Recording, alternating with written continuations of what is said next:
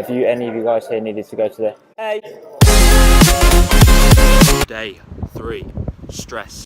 What is stress? Today what we're going to do is explore what stress actually is. We're going to find out what it is, why it comes to us, and some keys to actually getting over it, physically and psychologically. Yes, I'll create a presentation. How nice of me. Okay, so why on earth do we get stressed for? What do we get stressed over? Look at these things just pinged up on the screen just there. So what's stress, or aka what I like to call them, wobbles? What do these wobbles cause? Chest pain, depression, high cholesterol, cardiac problems, all these things. How weird is it that something psychological can actually create something physical inside and outside of us? Well, is it stress? Is there such thing as stress? Let's find out. Is it stress? Nope. Let's dig a little bit deeper. So basically, there was a chap called Dr. Cillier in the 1930s. I think it was 1936.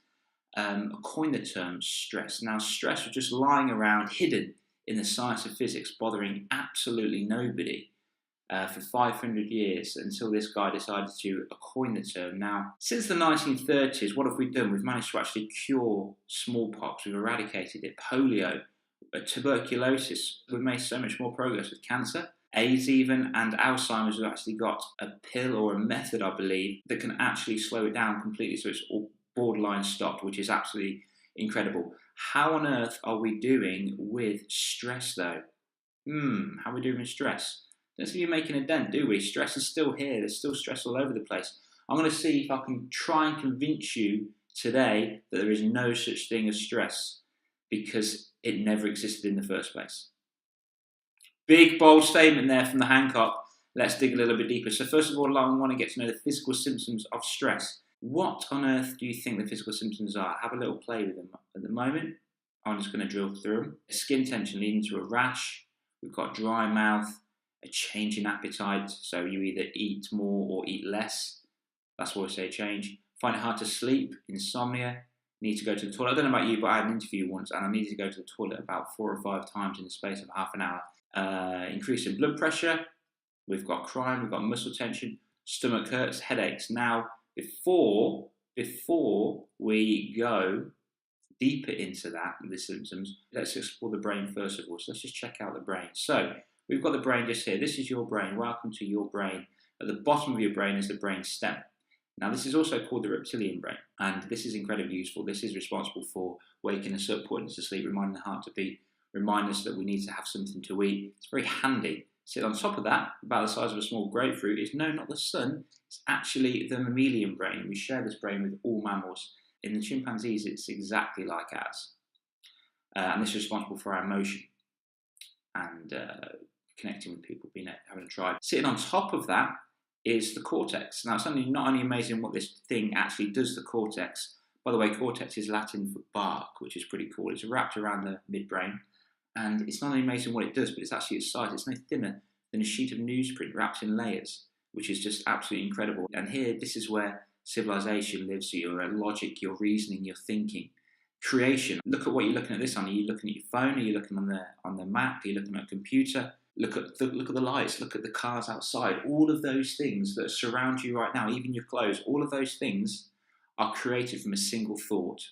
How crazy is that? A thought. So some guy or some girl thought about it and then created it. Your brain's absolutely amazing. But let's back up a little bit. So let's investigate this just here. This is the amygdala. It looks like a cookie, yes, but it's actually an amygdala.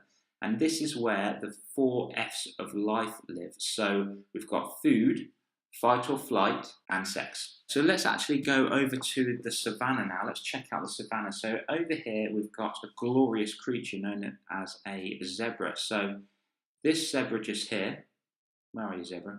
There you go. So here's our zebra. He's chewing on grass. He's having a whale of a time on the savannah. But oh, guess what? A lion pops up. So this lion, what is this lion doing? This lion is peckish. He wants something to eat. He's just seen the zebra.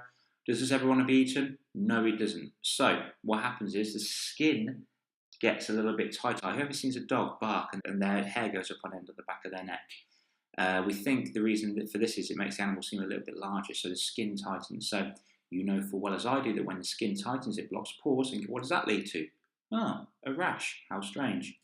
Secondly, you get tense muscles, especially in those muscles that have an area of weakness. If you think of your lower back and your neck, that's where a lot of support comes in, and they're using them all the time, so that tends to be quite weak.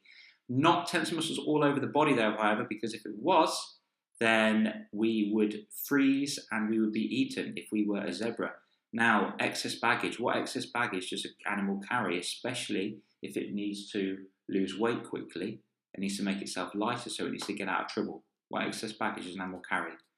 Well done. This animal gets explosive diarrhea, explosive urination to make itself a little bit lighter.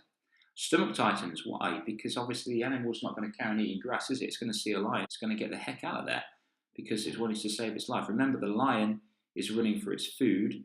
The zebra is running for its life. So the zebra is not going to be carrying eating grass. The tube to the stomach slams shut. Gastric secretion stops.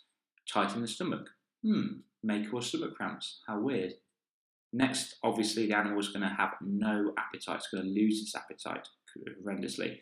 Dry mouth, because there's no point in producing saliva anymore, is there? Who's ever had dry mouth when they're nervous? Who's ever had the Spanish Inquisition from your missus or your fella and your mouth goes super dry? Who's had that? I've had that countless times. Not that I've done anything wrong, it's just, I don't like to be accused of things. I've got nothing to hide. Anyway, dry mouth, because obviously we don't need to produce saliva. Crying. We think this because obviously the animal is running away from danger. So when it's running away, it cries to create the liquid to remove dust from the eyes. Second to lastly, increase in blood pressure.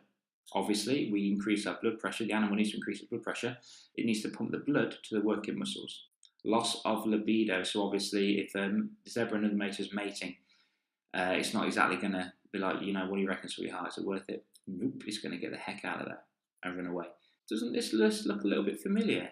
Whoa, it actually looks a little bit like the physical symptoms of stress. How weird is that? If we weren't to call this stress, what might we call it instead? Fear. We would 100% call this fear. Now, Dr. Cillier thought he was doing the world a favour. Let's put it that way. All he was doing was just putting a new label on old wine. He didn't realise that he was actually creating a growth industry for doctors and lawyers, because you're not going to go into work, are you, and say, oh, do you know what, I can't come in today, boss, because I'm scared, I'm fearful. That's not going to go down too well. However, if he was to say, you know what, boss, I'm not going to come in today because I've been signed off by the doctor for stress, right? How crazy is that? How absolutely crazy is that? Stress gives us an scapegoat to get out of work. Successful people recognize that fear is good. Let's go to the top one. So Bruce Willis just here was scared of speaking in front of others. He had a stutter in school. He had a stutter in high school, but it didn't stop him from being better than you. Despite being scared of it, he was aware that he was scared of it, and he carried on anyway, which is fantastic. Oh, Stevie Jobs over here, his fear, he didn't want to leave this world without giving something. And all the fear of embarrassment or failure, these things kept him going. Life is hard. Fear is good, says good old Tiger Woods just there. Fear is good, it keeps you going. Now, I like this one. Fear is a recipe for awareness. To me, that's suggesting that his body is psychologically trying to tell him something's up, something's wrong, something needs fixing, something needs tweaking. If you think of it like Tony Robbins says, when your emotion pops up, like a negative emotion or what you perceive to be a negative emotion, such as anxiety, depression, anger, all these things just here, think of it as like a dashboard on your car. Your lights going ping, ping, ping, ping, ping. That ping, ping, ping, ping, ping could be your anger button. So just check in with yourself. Think, actually, do you know what? Why am I angry? Why am I angry?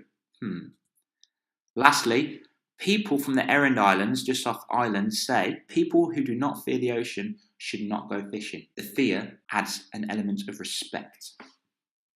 Okay, guys, I'm going to leave it just there. That was slide number 24 out of, out of 48. Okay, so there's plenty more to give, but I'm not going to give it all away just now.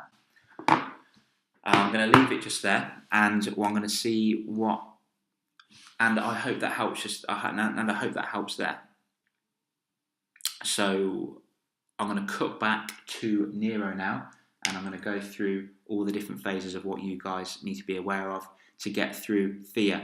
Back in the primal times when you've got like a saber-toothed tiger and you're a caveman or a cavewoman, the saber-toothed tiger's coming, you either run away, hide up a tree, or fight it and kill it. And how long does that stress last for? How long does that fear last for? 30 minutes or something like that. Let's look in modern day society. What are modern day society's saber-toothed tigers? Exams, deadlines, relationship. You're uncertain if your partner's being faithful. You've got a deadline to meet in 2 months' time and you've done nothing for it. You've got an exam in a week's time and you just don't feel as if all of it's being sunk in. You are getting so much blood supply going towards your amygdala, because that's your stress response. What lives there is fight or flight, but the majority of blood supply is going toward amygdala in the brain, feeding this fear, feeding this worry, feeding this anxiety, feeding this depression. Think about that. Instead of the blood filtering out cholesterol and all the toxins in the body, it's going to go towards the brain. So that's how and why that our physiology is affected by our psychology.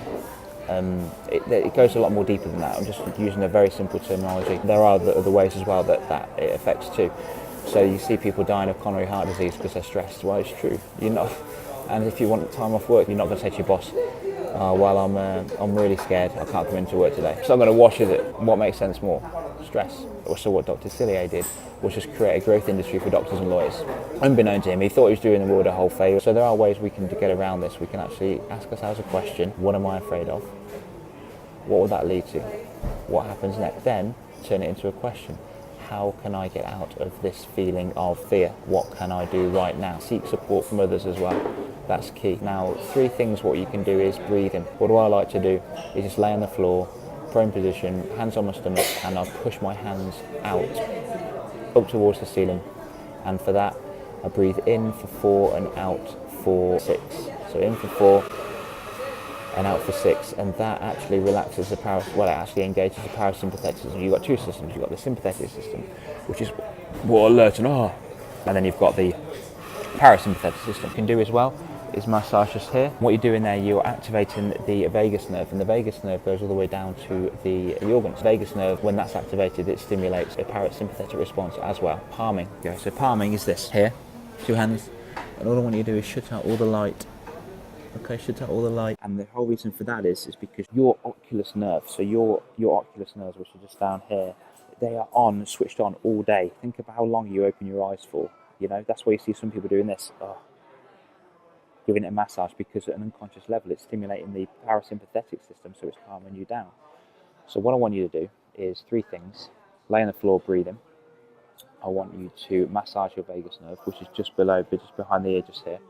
And I want you to palm, okay, so palming, so you're cutting out all the light, and that's just going to relax the oculus nerves, and it's going to engage the parasympathetics. Okay, so what have we done today? Find what stress is. I've given you awareness of actually what stress is, people's relationships to stress. We've gone through the 3 things you can do to get over stress in your mind, and I've given you 3 physical things you can do to get through stress as well. If stress is really getting it to you throughout your life, if stress or fear is getting you down, if you've got loved ones that are really feeling the pressure, there's a hell of a lot more we can do. So in that case, feel free to contact me anytime you want to. You can DM me on this, on Instagram or Facebook or YouTube, or you can click the link and it will take you to the website, which will give you a little bit more information. Guys, have a sweet day. I haven't got a green tea. I'm terrible. I haven't got a green tea. I'm gonna have to apologise. Tomorrow we're going to be doing attention. So